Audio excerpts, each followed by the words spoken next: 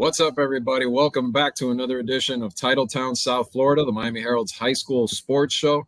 I'm Andre Fernandez, the deputy sports editor at the Miami Herald, joined once again by sports writer David Wilson, and this week also by another sports writer, Jordan McPherson, who was co-host of the show once. Now we got to get him on more often, man. We got to get you, now that the Marlins season is over, there's no excuse. Got to get you on this show. No Marlins news happening these days. None at all. No, nothing whatsoever. And you know what? There are playoffs to cover. We got playoffs coming up next week, so we need all hands on deck here.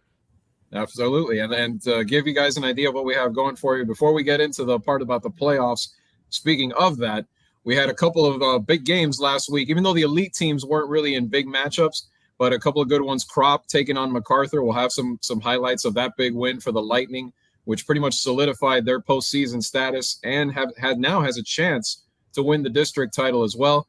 Jordan, you watched Plantation pull away from Piper and take home a district title over there. Coach Steve Davis and the Colonels had a great second half and behind 3 touchdowns from Amor Ellis. And since the season is winding down, this was something cool that we wanted to do too. Since we all play fantasy football, a lot of you out there I know do, obsess over it and that sort of thing. We thought, let's do a combination of what we like to do with that and make a high school, the three of us pick high school fantasy football teams. And that way, now we're not gambling on this. We're not playing for anything. It was just mainly like a fun way to recognize a lot of the top standout athletes that have had great performances and great seasons so far this year in both Dade and Broward. So we'll go into that. Guys, on that note, how are your fantasy teams doing so far? Well, Andre, you and I are actually co-piloting the one team that I am doing this year. And it's not going so well. Well, I mean, barring a massive collapse tonight, we're going to be 4-4, which keeps us in the middle of the pack. We're in the playoffs. Our guy behind the scenes, Pierre Taylor's in that league as well. He took it to us a couple weeks ago, but we're 4-4. We're at 500. We're on the right track. If we can have a strong finish, we'll be in the playoffs. Yeah, shout out to Pierre Taylor, our producer, who kicked our collective arses a few weeks ago with Patrick Mahomes. But yeah, David, what about you? How's it going for you? I've got a dynasty league where I've got Derrick Henry and Nick Chubb, so I'm feeling pretty good about my chances in that one. Joe Burrow's my quarterback. It's a top heavy league because all the buyers are always buying and the sellers are always tanking. But when I have those two, I feel like I got a shot to win any game. Yeah, I know the feeling in those dynasty leagues. I'm in one that I've been in for about 15 years with a former colleague of ours, Manny Navarro. And let's just say your backfield, I'd take just one of those guys right now if I could. So, but on that note, let's start right off and let's get to, like we mentioned before, Ives Estates Park on Friday night. The Crop Lightning, they got off to a rough start this year, 2-4, before they suddenly won 3 games in a row, and all of a sudden Crop is on a roll, and the big win was last week, 20-16 over the MacArthur Mustangs. The Lightning now, it wasn't an easy game, but they were able to pull it off. Now they have a chance this season. The MacArthur Mustangs, though, coached by former Dolphins linebacker Kevin Burnett, they came out early and were running the football pretty well. Here's a clip from Marcus Jackson taking it into the end zone early on.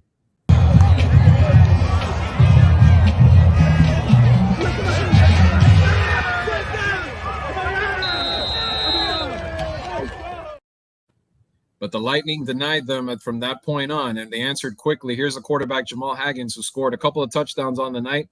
Here's one pass that wasn't a score, but it was one of the biggest plays. He hit Frank Valbutine for a quick got him down to the 1-yard line, set up a touchdown by Haggins on the next play. Take a look.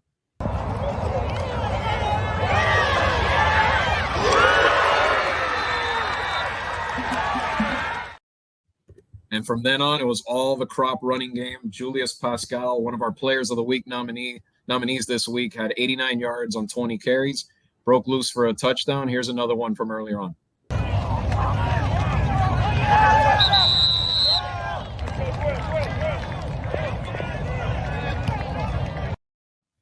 I think I said Pascal, but that was one of Haggins' scores, actually. Well, Pascal set it up with his running, though. And the victory now puts Crop in a situation where coming in, MacArthur could have clinched it straight up with a win. Now, them, Crop, and South Broward are all tied at the top of the district. Coming into the week, South Broward had the highest power ranking. But now South Broward has to face Miramar. So that could flip things where Crop, who's playing Hialeah this week, a seemingly winnable game, could end up taking the district. It's been a heck of a turnaround for the Lightning. Let's take a look at what and listen to what Tom Caporal, their coach, had to say about it. This win tonight obviously puts you right back in it. Talk about, like, you were talking a little bit about the resilience of the team after that kind of up and down start that you had. What did it kind of take these last few weeks? What did you see behind the scenes that made you feel like you could do this? Man, you know what? In any team like this, you got to keep coming together. I talk about believing in each other, believing in the kids, believing in the brotherhood, and do what we do every day. Discipline, attitude, and effort. You know what I mean? And then, I love these kids, man. They tough. They resilient. Just like you said, they're resilient. And, we put in too much sweat equity this summer, these last 6 to 8 months to underachieve like we did. And now we're playing good football the way we're supposed to play. We're playing the way Lightning football, the way I love to play Lightning football. You know what I mean? It's outstanding. I love it. Yeah. Talk about your running game, because, you're able to really put it away in the second half. Just chew away yards and keep them. But we started fast early with the pass, and then we went to the run. That's kind of our game plan. We want to open them up, and then we just want to pound you. We want to grind you. We want to wear you down, okay, and show that we're in better condition than you. That's that weight room, okay? That's that hill. That's them 120s. We ran 14 of them 120s the other day, 140s actually, from friggin' track to track. And it showed, man. It showed. And these kids gave me everything they had tonight. These coaches gave me everything they had tonight, this community. And I'm just really proud of them, and I love them. Yeah. That's what it's all about, man. That sweat equity we put in this summer. The 3 turnovers in the first half, how big that was to swing it for you. Hey, man, that was huge. Thank you so much. That was huge. Those turnovers are momentum changes. When you get that momentum, especially in high school football, that's what it's all about, man. That momentum can totally change the game, man. Totally change the game. And that's what it did for us. And it was awesome. Okay. So, guys, Crop, it's interesting because they've been such an up and down team the whole season. Hard to predict, but now they seem to be on a roll, 3 in a row. They're going to be in the playoffs. Hard to believe they would probably go very far in that region, but maybe a team that can pull off at least an upset in the first round. They've played some tough teams. Yeah, they have. They face Southridge, who we've seen has been a good team this year. Pace, Braddock, three-game win streak so far with Hollywood Hills, Braddock, MacArthur. Offense doing well all 3 of those games after having to come out of back-to-back losses, especially in that district game against South Broward that put them in the spot where it was must-win last week. Again, momentum's a big thing. If they can go in on a 4-game win streak, and first round could always give you some surprises. You never know. Yeah, they're a team that I think is going to make you sweat no matter what, right? They just feel like, I know they, depending, obviously it'll depend who they play, but they're a team that they're just, like you said, they're battle-tested. They've played a good schedule, I think, for a team of their caliber. Ultimately the talent discrepancy will probably come to bear in whatever, at some point in the playoffs. But I think they're well coached, and I think they're a feisty team is the way I would kind of describe them. And funny you say, because Tom Caporal's motto, he called it sweat equity, with just the hard work, the investment that those kids have poured in. I'm on a panel where there's a lot of sweat equity. I could tell people that the 2 of you work like crazy. So another team that's doing that right now is Gulliver, because they started off with, again, they had a rough one, 0-3 start. Obviously, you look at the schedule and you understand why they were 0-3, but they've put it together now, 5 in a row. A little ugly against South Miami early on. It was only 5-0, I believe, at the half, but 31-0 is where they ended up after they broke it open with behind the passing of quarterback Davi Belfort. But then the concern kind of shifted to his well-being, because he took a vicious hit on this play that you'll see right here, where he threw one of his 2 touchdown passes to Antoine Mays.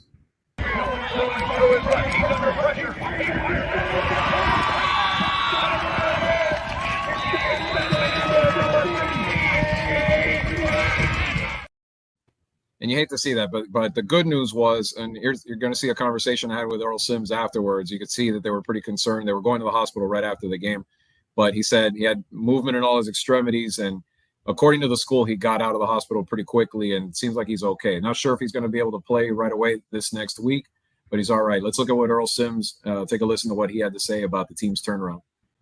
Coach, so can you talk about, I guess, in the second half, the plays that, especially on the defensive side, you guys made to kind of separate and put this one away? What do you think about the way they played? Yeah, guys stepped up and made some plays, got off the field. I like the way our defense played, I like the way our offense responded. We even responded on special teams, making some extra points and field goals. So I appreciate the effort. We kind of felt like we left some points on the field in the first half, and I appreciate the effort the second half. This win, as you know, locks up the district for you, and now the focus can start toward the playoffs. What's the biggest thing you saw today that maybe you need to clean up before you get to that point? Well, we can't wait. We cannot take time for granted. We can't wait. We gotta start fast, play hard, and play fast. We gotta go full throttle from the get. And your quarterback, I know he took a little bit of a hit there. Any word on how he's doing? Is he No, okay? we're gonna find out now. Please keep him in your prayers. I'm gonna check on him now.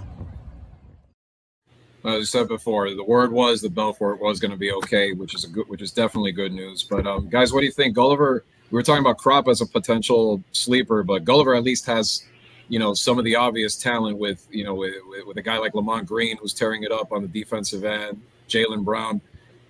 But it's going to be hard right from the get-go. It looks like it's projecting right now. It's either going to be Northwestern or Norland probably in that first round. What do you think? Yeah, that's the problem. Is that classification is a bloodbath. They're really good. I think I mentioned last week, they started the year and ranked in the top 100 in the nation by Max Preps. I think they thought that was a little high just because they have a couple great seniors, but for the most part, a younger team.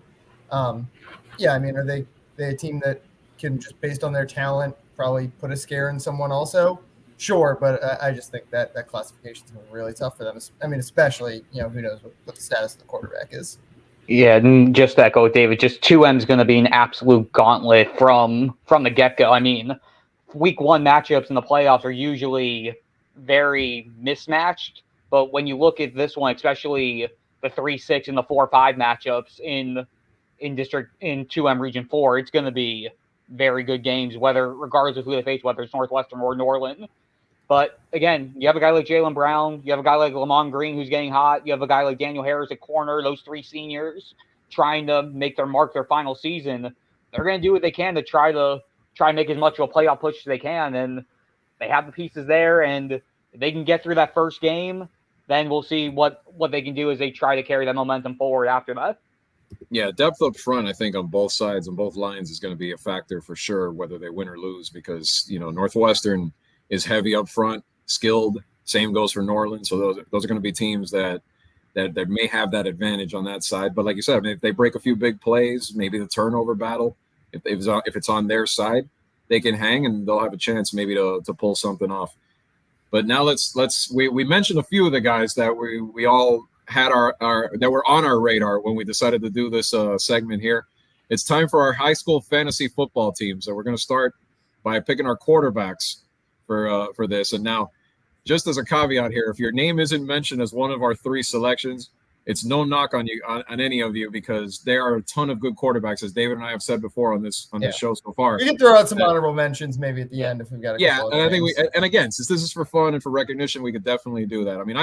I'll give you an example. I went with Enio Yapur of Norland, and no, not because he played at Champagnat. Not everybody says that, but because this guy, if it was an NFL pick, he runs, he throws, he racks up yards on both sides, enough to win you a game, and he's a touchdown machine on both sides too. This guy, he reminds me of those quarterbacks like a Patrick Mahomes in the sense that he's a danger in either facet to just score and score big, could blow up, give you 50 points in a game. And just the way he's been playing this year, he's really broken out and become one of the top quarterbacks. Only a sophomore, so his future, still bright there, and the reason that Norland really has a chance this year. So Jordan, tell us a little bit about who you picked in this one. Yeah, like you said, quarterback, was tough. There were 3 or 4 guys who were on my radar. Almost went with Columbus's Alberto Mendoza, almost went with Keone Jenkins from Central, but then I realized, how could I not go with the guy who literally this past weekend just put himself in the top of the Miami-Dade County record book for career passing yards? So with that, I chose Northwestern's Teron Dickens. He's missed a couple games this year with an AC joint sprain, but similar to Enio Yapur, he can throw, he can run. He has 14 touchdown passes against just 4 interceptions, has 5 rushing touchdowns over 7 games. And when he's been in for Northwestern, the Bulls offense has been humming. You were able to notice the drop-off when he wasn't there those couple weeks. And now that he's back, now that he's healthy, he's making Northwestern yet another option in that 2M gauntlet that's going to be coming out in a couple weeks. Here's one of his many big plays. Take a look.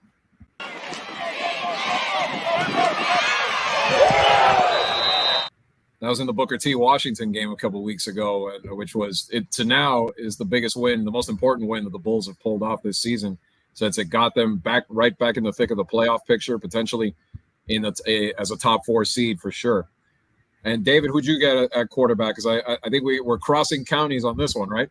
Yes, I thought about Mendoza. That was on the short list. Keon Jenkins is maybe the best quarterback in South Florida, but splits time a little bit. They've got a really good backup with Dylan Tulloch. They're so balanced. From a fantasy standpoint, though, I went with Cedric Bailey, the junior quarterback, running that Chaminade Madonna machine. And the thing I love about him, I lost my numbers, 26 touchdowns, only 3 interceptions. I love how well he takes care of the ball. He can run it a little bit too. And he's got, just on a weekly basis, he has so many good receivers to throw to that there aren't really bad games for a guy like him. Yeah, it's almost not fair though, the arsenal he's got. I know. I mean, there's so many weapons, and really, if they needed him to throw even more, he could easily. It's 26 TDs. He could easily have over 40. Yeah. The way he. Yeah, and they got a good running back too. A couple other names though that I wanted to throw out. Colin Hurst is another one, not having his best season, but obviously he's been one of the best quarterbacks in the area for the last couple of years. AJ Hairston from Monarch, a good dual threat guy if you're looking for that running quarterback. Yep. And another guy, just from a fantasy standpoint, this is a guy we're going to have to be thinking of when we talk about overall athletes of the year in South Florida at the end of the year. Jordan Faison, who plays quarterback for Pinecrest, also committed to Notre Dame for lacrosse, 20 rushing touchdowns, mostly running. They run the ball. It looks like kind of like an option type thing, but run for 20 touchdowns, thrown for 5. He was our player of the year for lacrosse last year, wasn't he? Lacrosse, yes, he was. Yep. Yes, he was. Going to Notre Dame, so a great athlete. And Jordan compiles the results of those. I don't remember. Hairston was nominated for one of our players of the week. I don't know if he ended up winning it or not. Did he? I don't remember. I know he was in there. I think it was one of the weeks he and another guy, I think they were neck and neck. I forgot who won, but it was a couple weeks ago. He was one of the guys. And another honorable mention I want to mention just because I saw him last week. Amir Ellis from Plantation. Watching him against Piper, he had 4 touchdowns overall in that game alone, 3 passing, and his overall numbers, he's hovering around 2,000 passing yards. I actually have the rest of the numbers right here. 2 seconds. Ellis was one of our players of the week for this week as well. As well. Yeah, 17 touchdowns, 6 interceptions, but he also has 5 rushing touchdowns and 400 rushing yards. Another one of those dual threat guys, and he's really come on strong towards the end of the year as well. Yeah, I mean, again, deep quarterback class for sure. We had, I mean, if we would never have a problem picking one up on the waiver wire if we Josh Townsend. We didn't mention Josh Townsend. There's another one. Oh my God, it's Josh Townsend. He's one of my favorites. Yeah. I know, and it's unbelievable. And Homestead, yeah.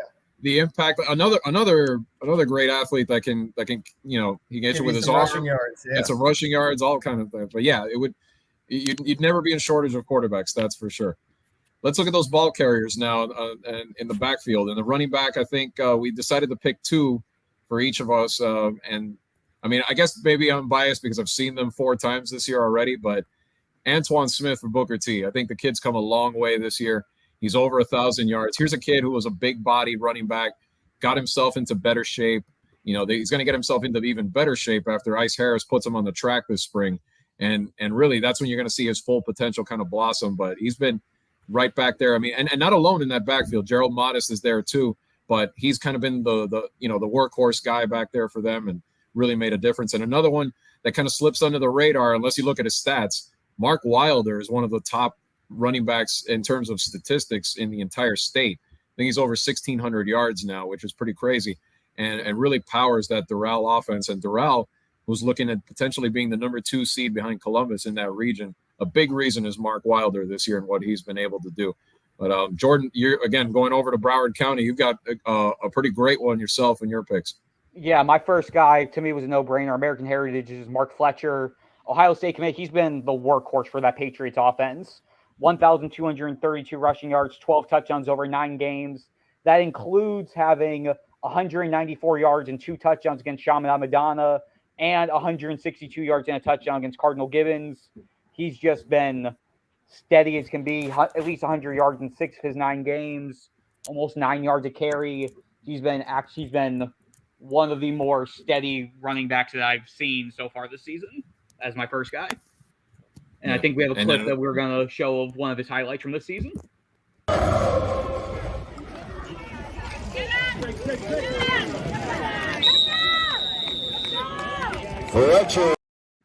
Yeah, that's not even like a long one. Yeah, but, that's just... but it just kind of shows you near the goal line, he's going to get you those points. Yeah, definitely. And then my second guy, giving some love here to the Archbishop Carroll Bulldogs here. Alejandro Izaza, a senior running back for the District 8-1M champions, 8-1 record overall. And he's a big reason why, averaging 10 yards a carry, 1,054 rushing yards, and 17 rushing touchdowns, along with two touchdown catches as well.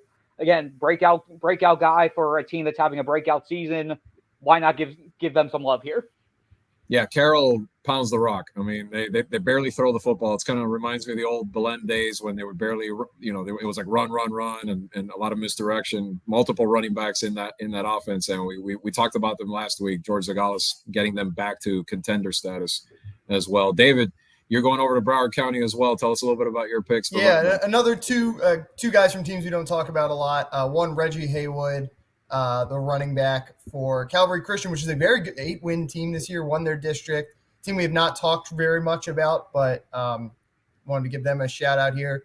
1,500 plus rushing yards, averaging almost 10 yards per carry for a really good team and a district champion.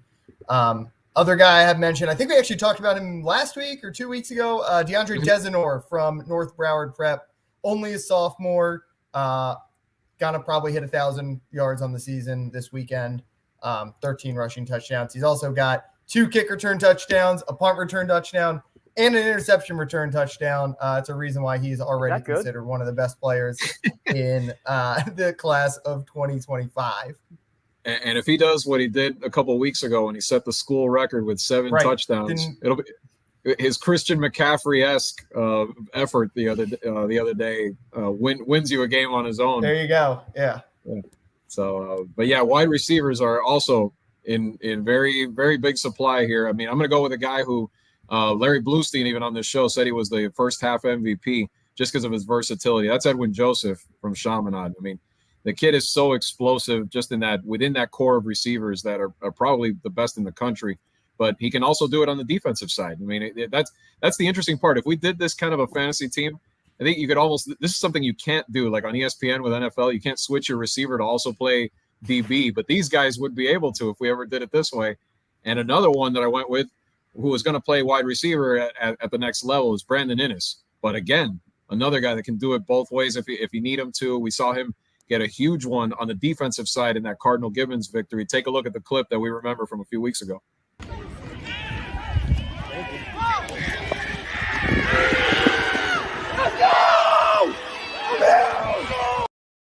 Actually, I forgot. That was the one in the corner of the end zone, but he also had the INT. I think, right. David, you're the one that filmed that one. But again, a great player on both sides. Ohio State just loading up and getting another great one there.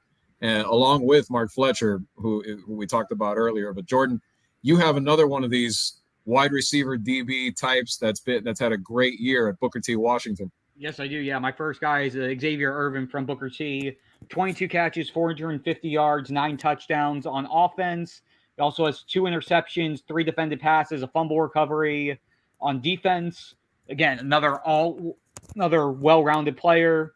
And again, having a very, very strong senior year. And then my second guy is Jesse Fields from Monarch, the top receiver option for AJ Harrison, who David mentions, one of our honorable mentions earlier.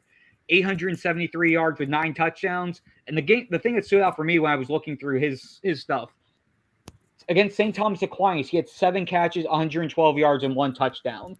And again, arguably the toughest game that he was going to be going in this year. So to have a solid outing against Aquinas, that was enough to seal me for him to be my number 2 guy. Yeah, he's like that Lions receiver you pick up where even though the team is bad, he's going to give you a great statistical week. He's that type of player. That's impressive, though, because coming against St. Thomas, I don't care if it's even St. Thomas's backups. That's pretty good. And Monarch, in position to be one of the top teams in their region, just above Region 4 in Class 4. And David, you're going the Chaminade route. I know that. Tell us a little bit about your wide receiver. Jeremiah Smith. His numbers aren't quite as good as some of these other guys. Still pretty good, 608 yards and 10 touchdowns, but I think he's the best wide receiver in South Florida. Every time you need a big play, you can throw it up to him, and he's going to make it. Would put up bigger numbers, obviously, if he wasn't on a team as stacked as Chaminade. But it still does it every week. We've got one of those queued up here. Take a look.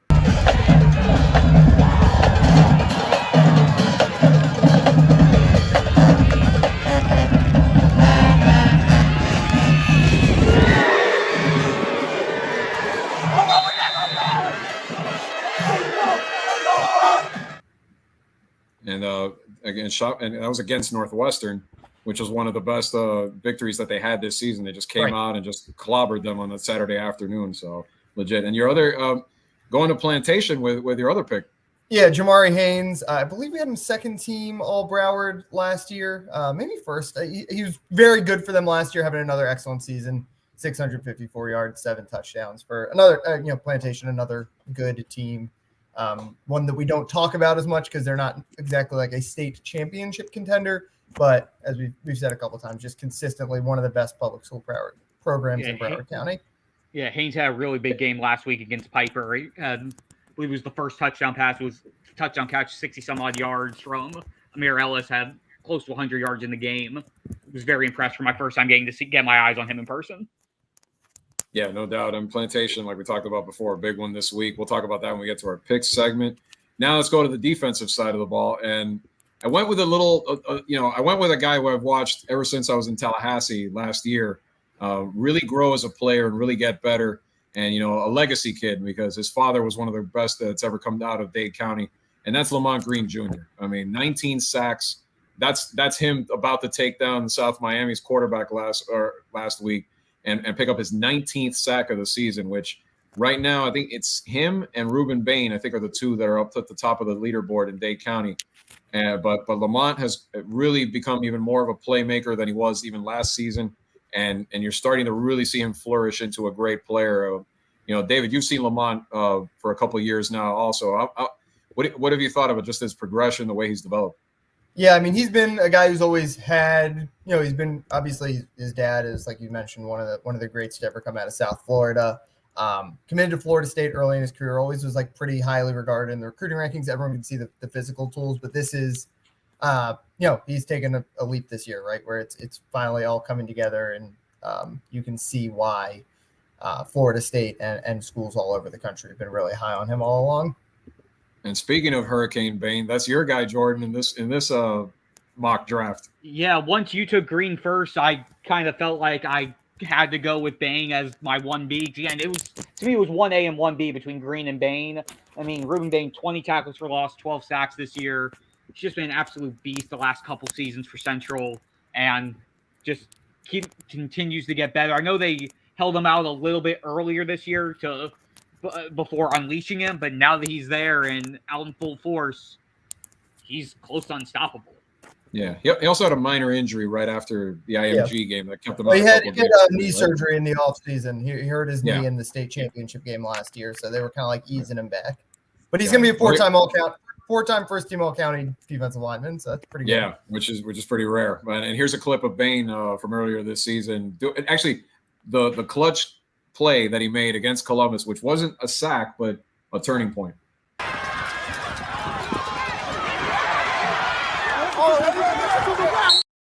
As we remember, that's the one where it turned into an intentional grounding, forced a field goal miss, and it pretty much clipped Columbus's comeback right there.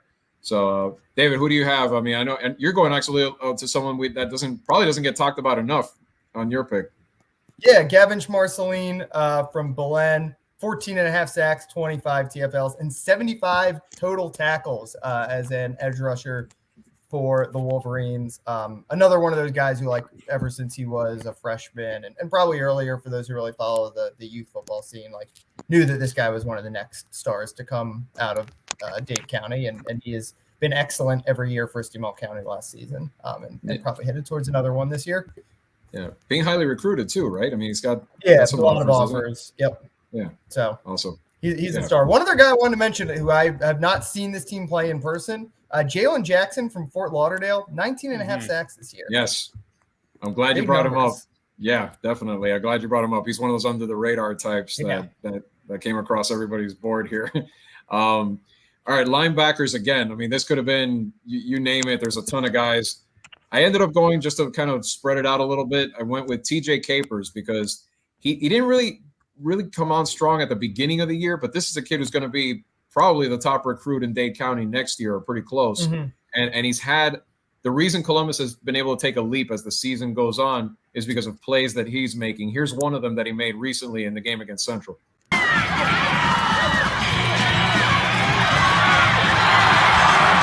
They really don't make that comeback if it's not for some of the plays that defense made, and he's right at the heart of it. I mean, the sack numbers aren't tremendous this year, but I think the impact is there, and he's only going to get better as the year goes on. Jordan, you're going down south to find this one, and this is a guy that we've known about him a little bit for a couple of years now, but he's really having a breakout year. Yeah, just like you, I wanted to spread the love a little bit. I went with Eduardo Nunez from Homestead, mostly because he does a little bit of everything. He gets 10 tackles for loss, 2 sacks, 4 quarterback hurries, 2 interceptions, 2 fumble recoveries, and 5 forced fumbles. He's doing it. He's making impacts in multiple ways, not just racking up the tackles, feasting in the backfield. He's able to do stuff in coverage. He's able to lodge the ball out, and we're able to see his impact for a Homestead team that's continuing to get on the rise and building off of making their playoff push last year. Yeah, definitely. And here's a clip of Nunez. It's a kind of a little bit of an old clip, but it's one that shows you the impact he can make in games. So, David, tell us about your pick at linebacker. I also could have gone with Stanquan Clark. That was one that you had that in there earlier, so yeah. Yeah, I switched the last minute, but he's another. But since we were going to mention a few, even if we didn't pick them, Stanquan Clark is another beast right there. But you have another one that's really fumble at the end of the Columbus game. I've got David Vidala from American Heritage. Very good choice. Who I think going back to his freshman year, he was a freshman All-American, according to Max Preps. Was at St. Thomas Aquinas for a year or two, back at American Heritage now. And he's got already 100 plus tackles. And obviously he's going to keep compiling numbers there. 19 tackles for loss, 3 sacks, small, undersized. You won't see him pop up on like all the recruiting rankings because of that, but he's just a fantastic football player. Yeah, I got to watch him during the game against Western take a pick six, 85 yards, and to see that effort from him on top of just getting 8, 9, 10, 11, 12 tackles every game. Yeah. The effort's always there from this kid. He's been a 4-year start or a 3-year starter here. He's his freshman year, sophomore year, and this year transfer. He was at Aquinas his junior year, but when he's on the field, he makes his presence known. Yeah, he's the tackle machine that every fantasy team needs. When you need a guy that's going to get you like 10 every week, count on him to do it for you.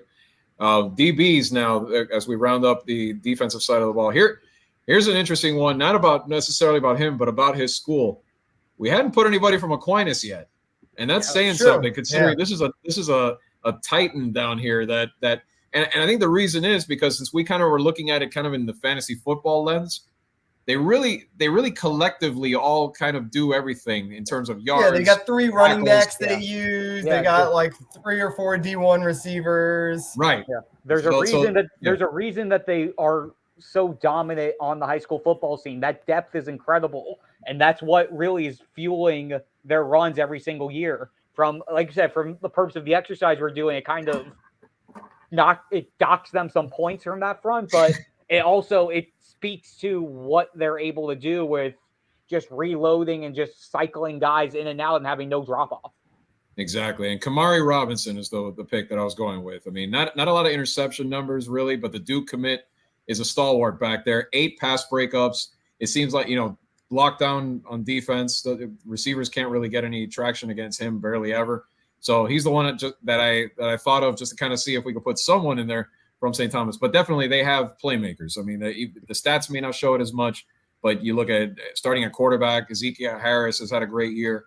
The 2 running backs, Jamari Sands and Jordan Lyle, they're both splitting carries. So, they they'd be the kind of guys that you'd pick up a week if someone was on a bye, and then maybe they get, they're like those 600, 700-yard backs that you can count on, but explosive, and that depth is going to come in huge come playoff time if they can make another state title run. Jordan, tell us about your guy in the secondary. Yeah, I went with Columbus's Amir Foster. I mean, the pure stats, which again, this probably works against me on the fantasy side of it, but he has a pick 6, he has 2 fumble recoveries, but just what he brings to that defense overall. Entering the season, he was the only guy remaining from Columbus's state championship team a few years back, and he was the one who's really helped set the standard early in the season and helped Columbus find its groove early on that they've carried so far this season. Their only loss has been the Central, and they rallied. They came back and made that game competitive, and Amir Foster has played a big role in Columbus's success this year as they try to get toward trying to get a title in Class 4M this year. Yeah, no doubt. And David, you went with the powerhouse again, who just keeps up. That pick, Chris Ewald, sophomore cornerback. He was a freshman All-American last year, and has been even better now in year 2. 4 interceptions, 9 pass breakups. Playing opposite Edwin Joseph. Got to throw somewhere, I guess. So they've been trying to throw on him, and he's got a couple picks out of it. Pretty good problem to have for Shaman. Too many good DBs. Yeah, I mean they have too many of everything pretty much at Shaman. That's not a bad thing. Now we're going to go to special teams a little bit, only in the sense of maybe kick returner types or versatile, kind of like all-purpose guys, not as special teamers, but all-purpose types that are great. I mean, but the heart and soul of that Dillard team for me is Christopher Johnson. For everybody, really, Christopher Johnson. Everybody who's watched him, he wins games. I mean, every time you cover Dillard, he's pretty much, it doesn't matter who the opponent is, you can make an argument that he's the best player on the field, whether it's running the ball, catching the ball, returning kicks. He's had a couple times even where penalties have denied him of more kickoff returns for touchdowns. Here's a touchdown he scored against St. Thomas, which was the only score they had against St. Thomas a couple of weeks ago. Take a look.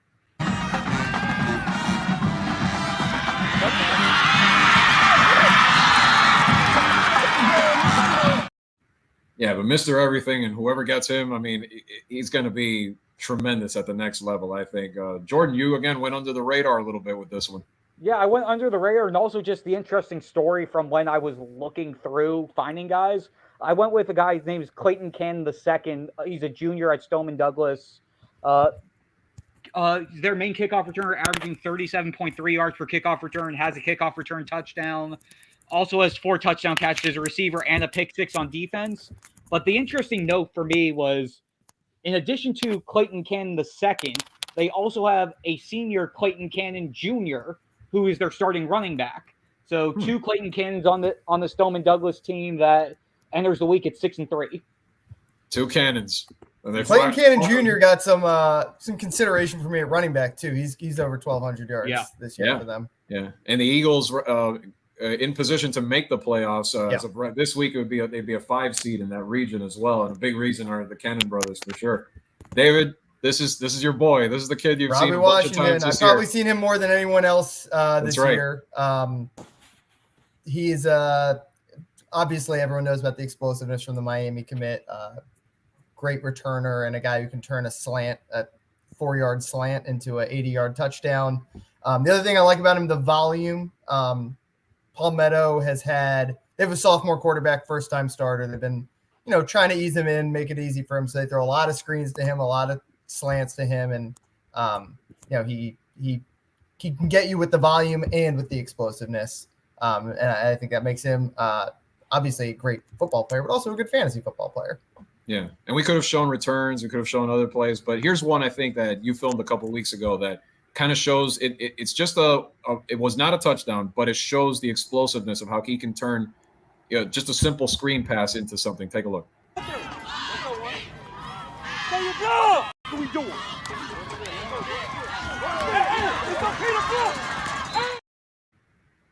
Yeah, and somebody fired up on those sidelines. Let me tell you that, and that one. But Palmetto's going to get wherever they're going to get to, as far as they're going to get to this year. Only if the Washington brothers and Bobby Washington, of course. Yeah, he could have gotten some consideration as a linebacker. Yeah, because he's super productive. Another guy tackles. sacks, TFLs, does some of everything for them. Yeah, probably still the best hit I've seen or heard this year was that preseason game where he just clocked the kid. And then the next week he knocked the helmet off a kid. So like he makes highlights. There you go. And this in some leagues you pick a coach. So we did. And on this one we're gonna never heard of that. But yeah, no, I've played in one once that had a coach. What is the point system? How does that work? It's just wins. It's wins. Basically, It's just wins. Yeah, you got extra points if you win. Gotcha. Right. So, in those days, if you had Belichick, you were golden because you were going to get 12, 13 wins. He was the top coach pick all the time. Now, not so much, but now you'd probably want Sean McDermott. But Jude Joseph is who I went with. I mean, it's only his first year as the head coach at Central, but you could see the imprint that he's made on these kids. I mean, they march to his beat. I mean, the discipline level has grown over there. It shows in the way they play. They haven't been touched this year. They got the only scares have been against IMG and Columbus, two of the better teams, and it shows. It shows why, in such a packed region, why we're all feeling confident that they are the favorite going into the playoffs right now. Jordan, not far away from Central, you picked another guy who's a veteran in Dade County, and we know the history there. But tell us who you got. Yeah, no, I had to go with Ice Harris. I mean, you have the track record that speaks for itself, but when you look at this year specifically, just him coming back and how quickly he got Booker T to turn around and look like it's almost back to the Booker T of old, and to do it in his first year back, and to get them to where are they 8-2 right now going into the playoffs, and to be able to be where they're at, it's remarkable. It's not surprising, but it's impressive to say the least. Yeah, no doubt. I mean, when Ice shows up, it's like the switch flips in Overtown, and all of a sudden they become a powerhouse again. And it's amazing to see how quickly they've gotten themselves back in the state title picture. David, another state title contender for you. Yeah, I went with Dave Dunn.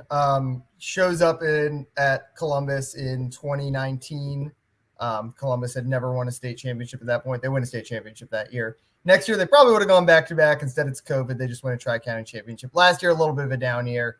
This year, they're back to being a state championship favorite. There's a lot of advantages to coaching at Columbus, a passionate fan base, great resources, great facilities, all that kind of stuff. But, they kind of, for a team that has as many great resources as they do, they kind of like play like the scrappy team, which is what I like about them. Their quarterbacks always, they grow up, they mature, they become great as juniors and seniors. They've obviously got a really good running back this year in Cedric Irvin. But their defense, like we said, they lose 10 starters, it feels like, every year, and they end up being just fine. So to me, he's as good a coach as there is in all of Florida. Yeah, and a few honorable mentions we could throw in there, guys. I mean, Michael Bailey over at Blanche Ely, what a job they've done to go from 1-9 to 8-0. George Zagales, who we mentioned before at Carroll, turning things around over there. Plenty of guys that have done well this year in turning their respective programs around. So that does it for our fantasy football segment. We hope we highlighted a lot of kids. I mean, if we missed anybody, I'm sure we'll try to get to you before the season is over. But we want to remind you, a lot of those kids that we mentioned, like an Amir Ellis, are up for Player of the Week this week. Vote for the Player of the Week polls as usual at MiamiHerald.com. And we have a few others in addition to Amir Ellis in Broward. Colton Heinrich for Cardinal Gibbons had 136 yards, caught 2 touchdown passes last week and a win over Stranahan.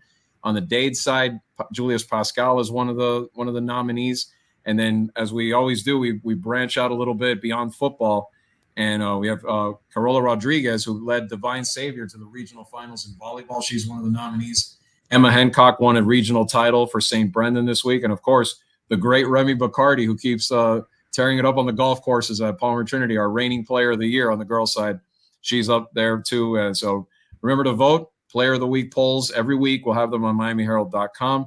And now, guys, for our weekly picks segment, we're going to look at 3 games this week as we wrap up the regular season. Again, a lot of the top contenders are off this week, resting up for the playoffs, but there's still a few games where teams are kind of fighting for seeding. We know they're in, but they're kind of trying to get more comfortably in. And in Coconut Creek's case, they're playing Palmetto down at Southridge on Thursday night. Palmetto firmly in the playoffs. Creek right now the 7th seed as of last week, so it wouldn't hurt for them to pull off a win like this. Who do you guys have? Let's start with David.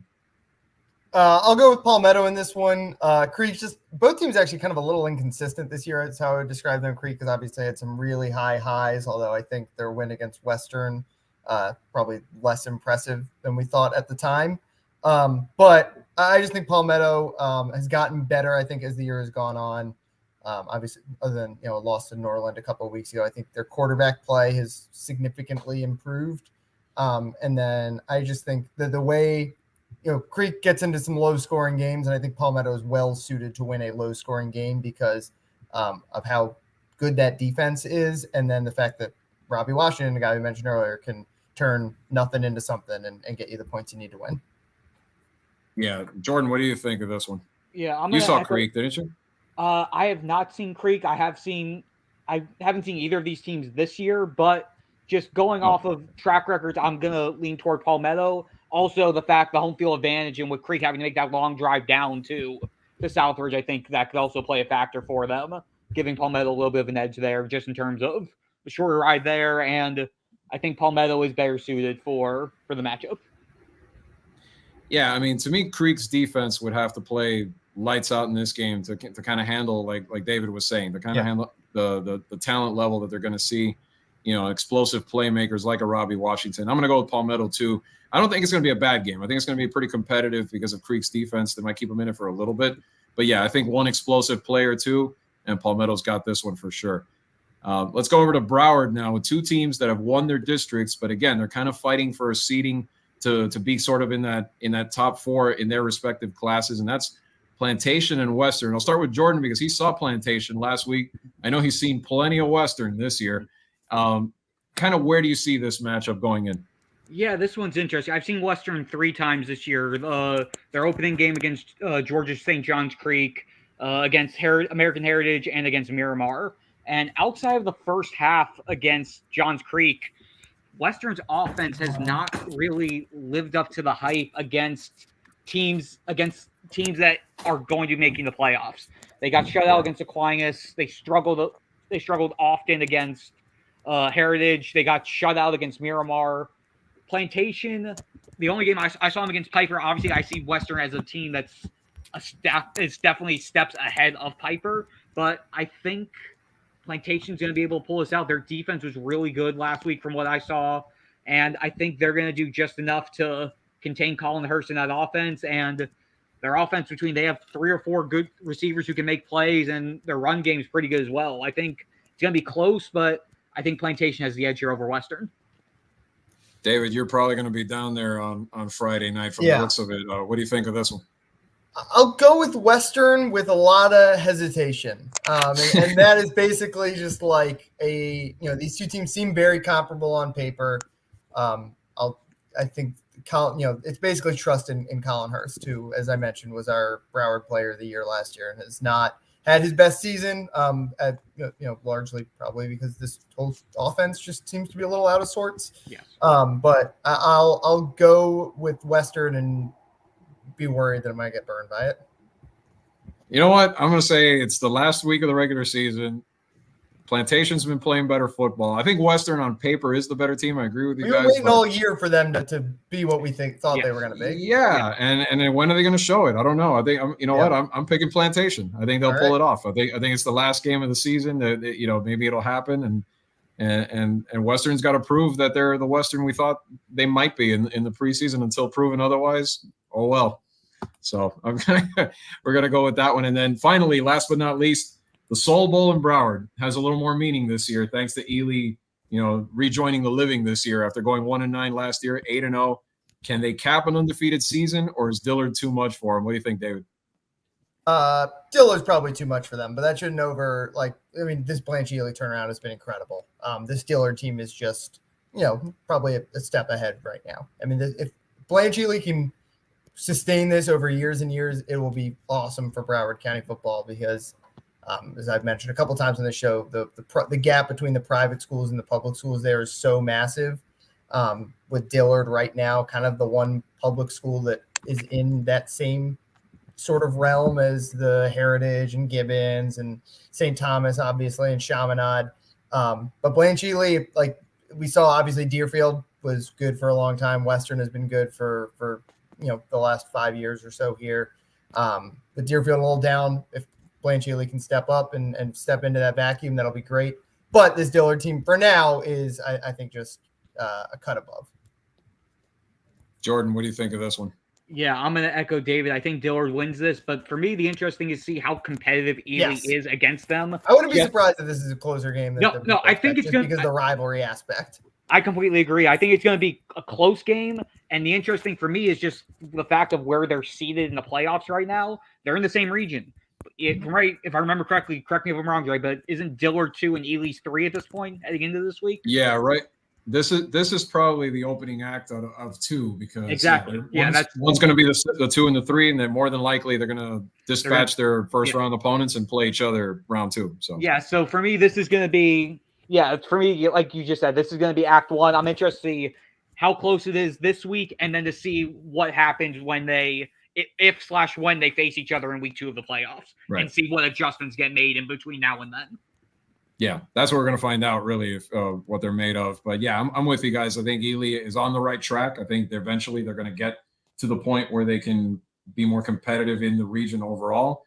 But I think Dillard just has a little too much talent. They have all those playmakers, and Christopher Johnson, again, kind of like we said about Robbie Washington in the other game. I mean, he's the playmaker that could win this game with breaking one explosive play, something like that. So yeah, I'm going to go with the Panthers, at least in the first clash between these two. And that'll do it for our pick segment. That'll do it for episode 8 of Titletown South Florida. Episode 8 already. We appreciate everybody that has become a fan of the show, that continues to watch week in and week out. And if you're brand new to it, welcome. And we hope you enjoy it and continue to watch with us. We're going to come back to you next week with our playoff preview as we look ahead to the first round and beyond. Maybe even make some early in the playoff state championship picks. And we'll bring you all that, plus some highlights from the final week of the regular season.